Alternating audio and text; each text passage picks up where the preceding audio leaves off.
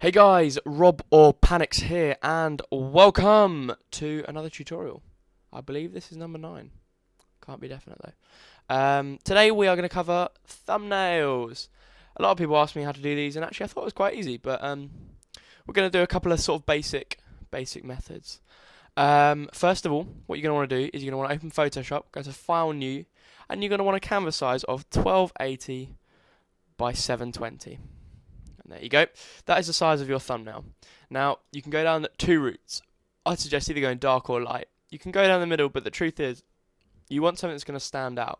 So let's go for something dark to begin with. So I'm going to pick a dark grey, and then just fill the background canvas. In fact, we're going to go a bit darker still. Darker still. There we go. It's almost black, but not quite. And just unlock that layer. Stick in a new one. And we're going to go to the brush tool. Now you can do this with radial gradients, but I prefer it with the brush tool. And just make it, I don't know, about 1,000, 300, 1,400. What you want to do is hit caps lock, and then drag a ruler out from, a guide out from your rulers. If you don't have your rulers on, press Command R or Control R. And just drag them out, and you'll see that there's a bit where they sort of clink in the middle. That is the exact middle. So that's the easiest way to find the middle of your canvas, is to drag out 2 lines and find where they intersect. Now the reason we've got caps lock on is because when you press caps lock, I did this the other day, you go from showing the entire area to the exact pinpoint middle. So what we're going to do is we're just going to pick a slightly lighter grey. You're going to want to make sure your hardness is at 0 and also your opacity is at about halfway. And then just come in here and click. And there you go. You've got a slight radial gradient. Radial gradient. Wow, that was particularly special of myself.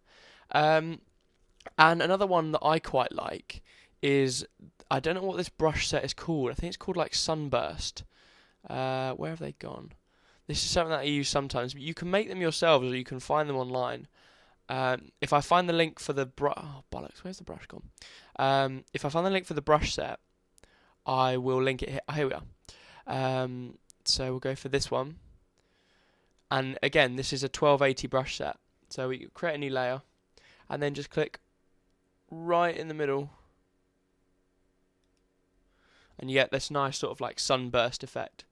And then what you want to do is just put a clipping mask on. Layer mask rather. So this is your layer mask button, and then just switch back to a brush, like a regular brush. Bring it down to about sort of 400, 500, and then make sure you've got black selected. Take caps lock off, and then just blend out the middle.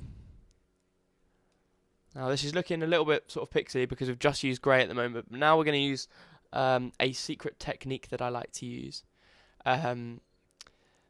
But before we do that, I'm going to show you a different way of doing these grey lines. We're just going to put that in a group. So you press Command G or Control G, or just press the little group thing and drag them in. And we're going to move the vector mask from the layer to the group. So it now means that anything in this group will have that layer mask. And then we're just going to come to here and set a little cheeky drop shadow and a stroke.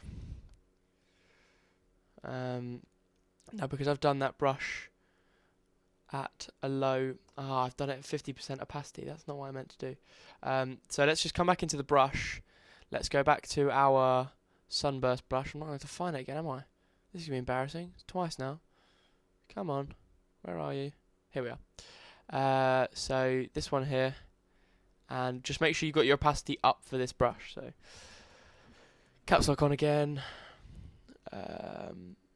Bonk that in the middle, and then we're just going to do what I meant to do, which was stick a little white stroke on, and then a drop shadow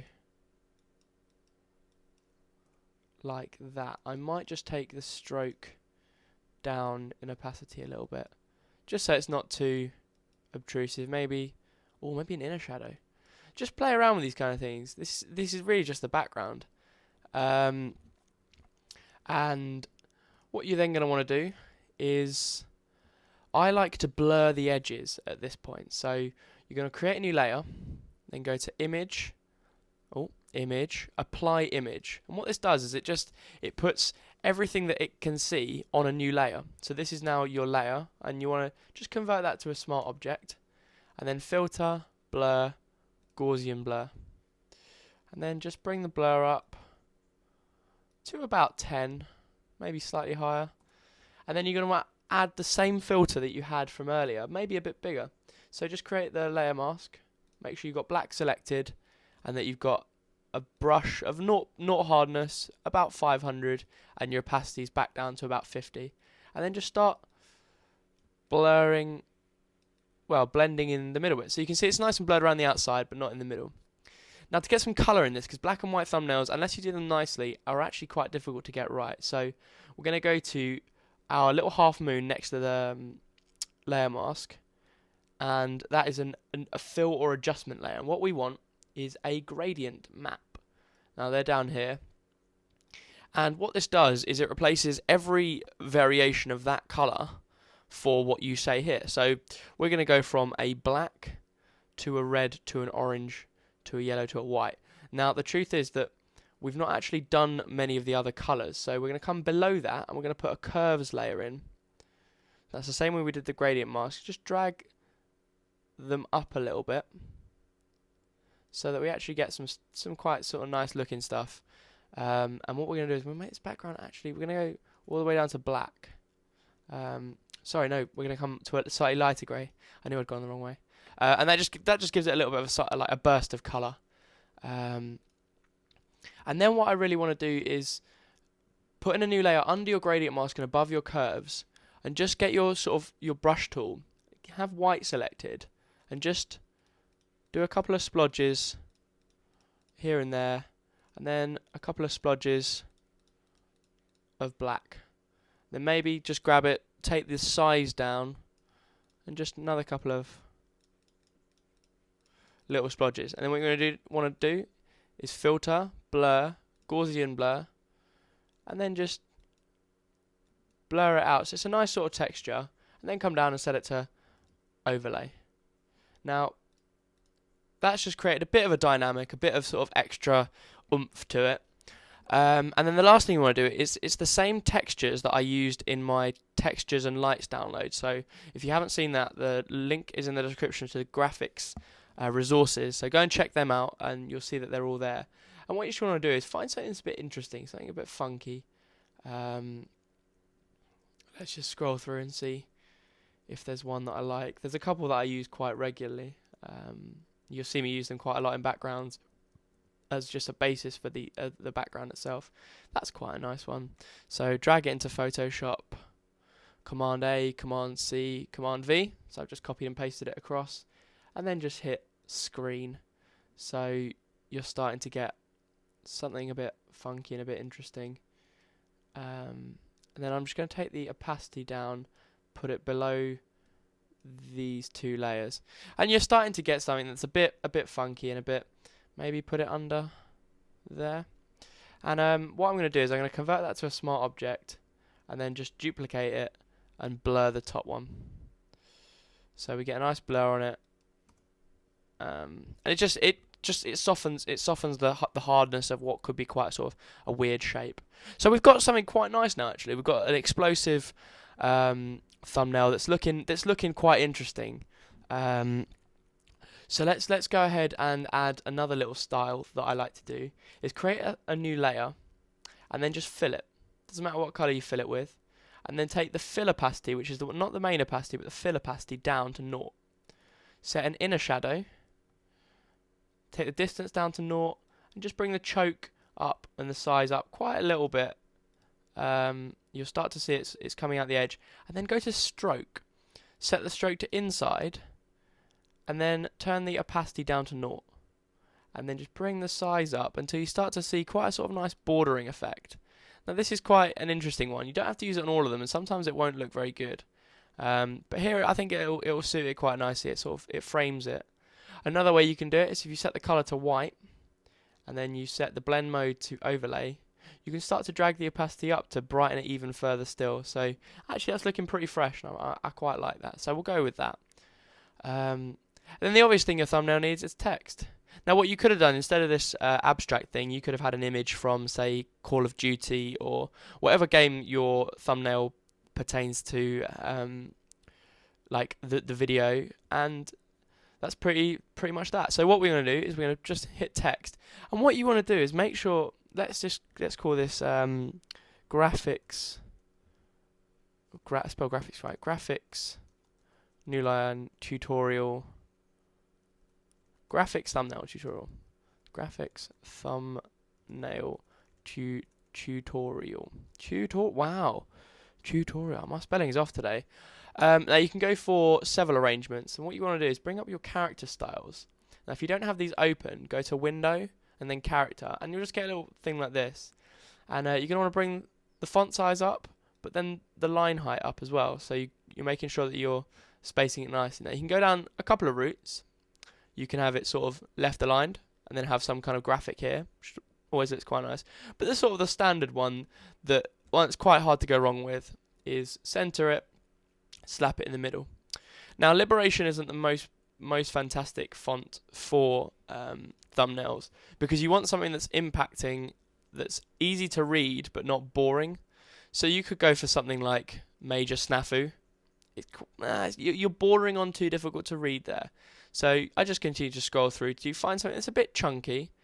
Something like Molot. Molot is one of the best thumbnail fonts in my opinion. Don't use it on every thumbnail because there are lots of other good ones. Pleasantly Plump I quite like. I think that's a bit funky. Vanilla, I've used that on a couple of KSI's ones. It's quite an interesting one. It's a bit of a different dynamic.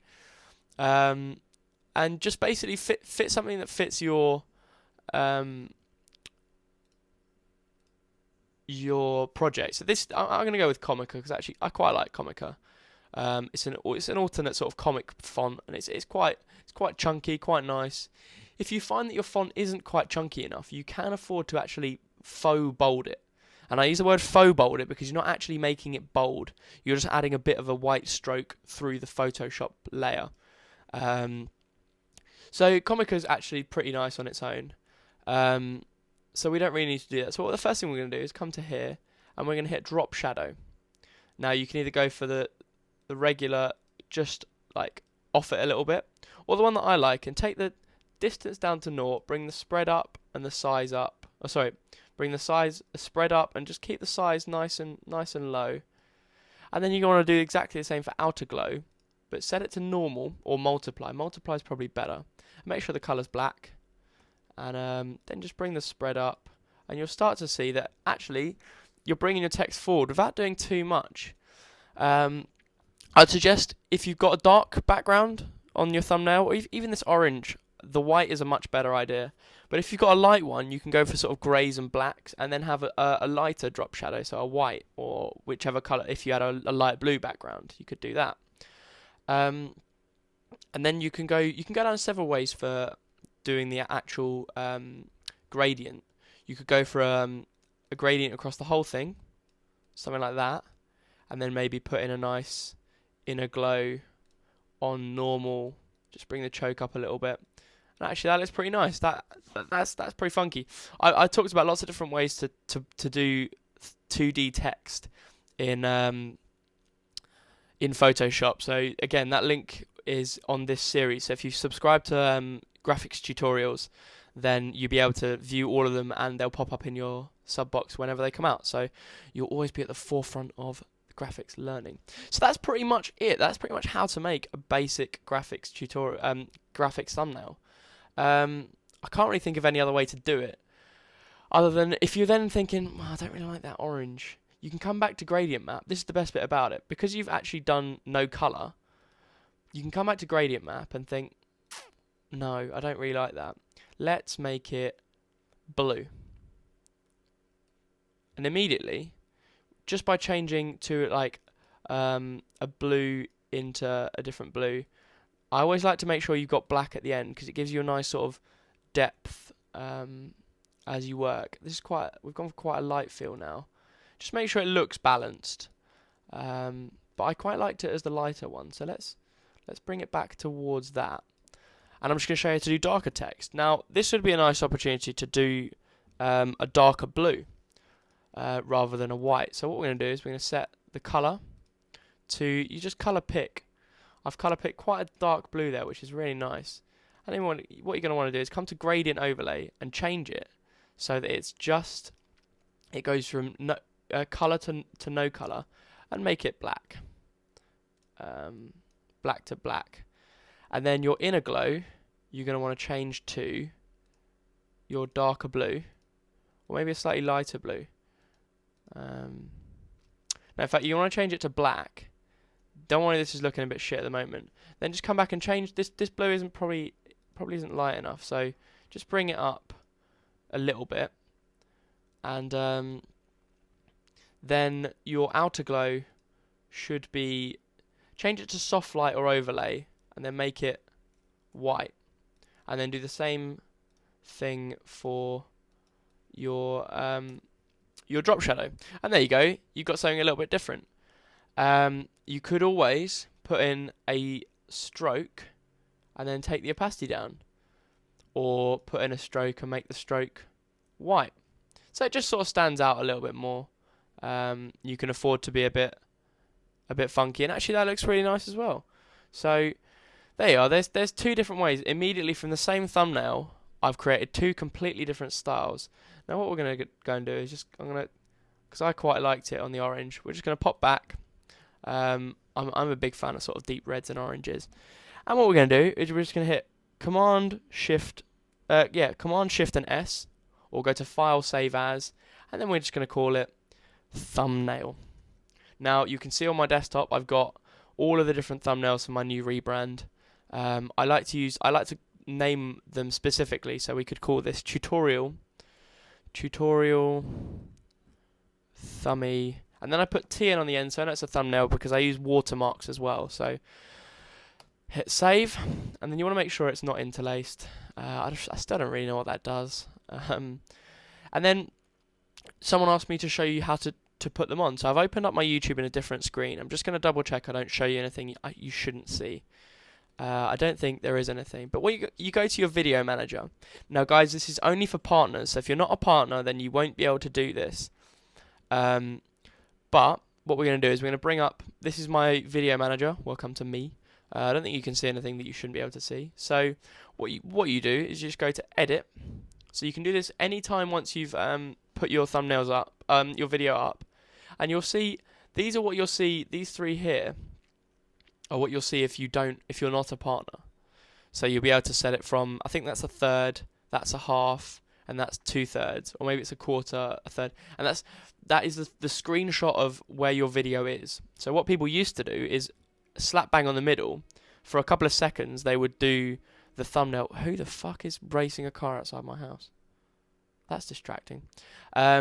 What they would do is they'd set the thumbnail bang in the middle of the video so that your thumbnail looked good, but you were sacrificing a couple of seconds in the middle for the thumbnail. But YouTube very kindly allowed partners to do this.